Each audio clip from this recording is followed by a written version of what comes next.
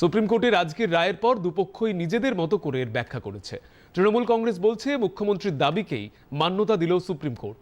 Micro অবজারভাররা নাম বাদ দিতে পারবেন না, ইআরওরাই একমাত্র চূড়ান্ত সিদ্ধান্ত নিতে পারবেন।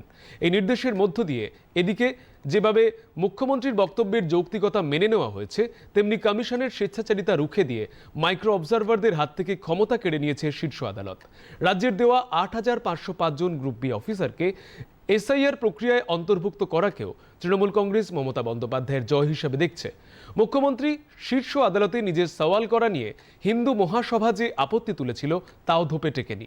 অন্যদিকে বিজেপি মনে করছে সুপ্রিম কোর্টের আজকের রায় মমতা বন্দ্যোপাধ্যায়ের জন্য এক বড় ধাক্কা।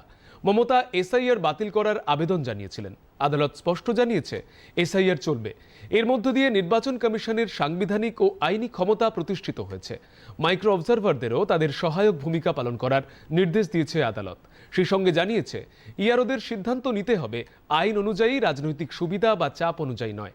সবচেয়ে গুরুত্বপূর্ণ বিষয় হলো সুপ্রিম কোর্ট বলেছে ফর্ম 7-এর দাখিল করা আপত্তি আইনি কাঠামোর মধ্যেই বিবেচনা করতে হবে।